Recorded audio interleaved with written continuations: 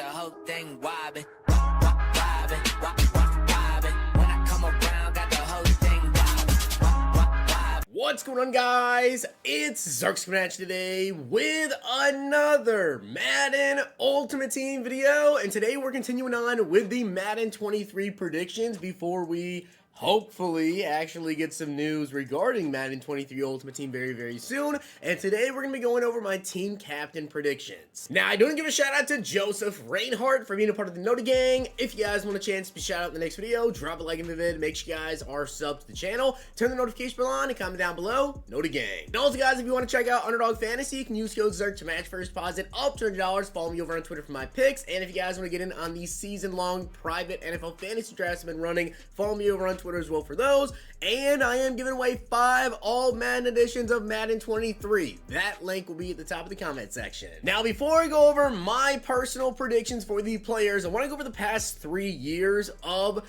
the team captains that we've actually gotten. And of course, I do assume we're going to continue to get team captains. It's a pretty vital part, I would say, of Madden Ultimate Team at this point to start off the year. So I want to go over the specific positions and players we've gotten so you guys can kind of understand why I chose what players I chose. But let me know down below who you think we will get for team captains. So this year, you guys can see we ended up getting Shaun Alexander and Lance Allworth for the offense side, and then John Lynch and Jack Youngblood for defense. Now, I will say this with team captains, and you'll see this as I go back to Madden 21 and Madden 20 as well.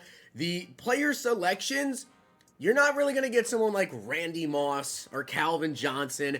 You're not really going to get someone of that caliber, right? Because EA obviously wants to kind of save those guys for more hyped up releases, and they don't want you to say, oh, they're releasing this guy as a legend and he already has a team captain, so I don't really care to get the card, blah, blah, blah. So they don't really give us the most hyped up player, right? Like Lance Allworth, it's a cool card, it was a good card, but not many people really get super hyped about Lance Allworth, so keep that in mind when you comment down below your predictions. And then in Madden 21, we got Eddie George and Ed McCaffrey on the offensive side of things, and then defensively, we got Aeneas Williams and Leroy Glover. So again, not the, necessarily most hyped up players. I feel like Eddie George was kind of like the biggest hype one here, although this card was really not that great. He was 235 pounds, but just a little bit slow even at the beginning of the year. And then in terms of corners, right, like you're not going to get someone like Revis, Dion, Champ Bailey necessarily with team captains. I will say, however, though, in Madden 20, we actually had some of the more hyped up names as team captain players, to be honest. You guys see the MUT captains they were called back in Madden 20. Ty Law, he is, I would consider, probably in that like second tier of hyped up corners. Number one is like Dion, Champ, Revis, and then I think Ty Law is kind of like right underneath that. Ryan Shazier, back when middle linebackers could actually like animate and everything, if I recall correctly from Madden 20, I think they could still animate around this time. Ryan Shazier was awesome to see there. Dallas Clark, again, he's not really Tony Gonzalez or Gronk, that caliber, but he is kind of underneath them. And then Herman Moore, again, not of that caliber of Calvin, Randy Moss, all those guys, but just underneath them. So you're not really going to get the super good players, the super hyped up, very popular players. So with that being said, let's go over my predictions. And you'll also notice on the offense side of things, it has always been, for the past 3 years, a halfback, tight end, or wide receiver. And defensively, they really could go anywhere. You could get a corner, safety, a middle linebacker, a D lineman. You could go pretty much anywhere. So let's start off on the offensive side of things. Now, I will let you guys know that I try to make predictions for the Madden 23 team captains based off of players that we know they have the rights to, or at least would assume they have the rights to, because they're in Madden 22. So starting off, Deuce Staley, I feel like would be an incredible team captain in my opinion. Again, he's not really on that caliber in terms of hype of like Reggie, Bo Jackson, Adrian Peterson, right? He's not really of like that caliber, but this card was really good when it came out.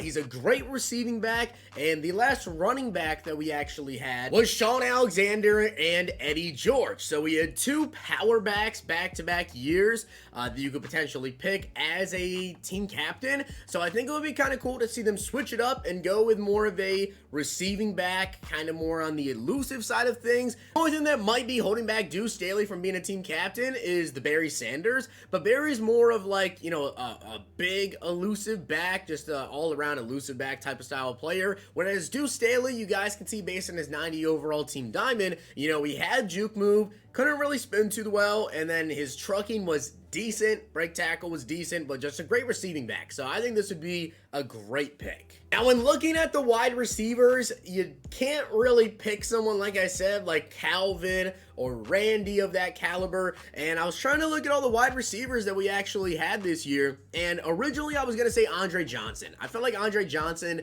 could always potentially be someone like a team captain. I know he was the level master, I want to say, a couple of years ago, if I recall correctly, but I feel like Charlie Joyner, something about him when I was looking over the wide receivers just really stuck out to me. I feel like he's right there with Lance Allworth in terms of how hyped up are people for, you know, getting these two.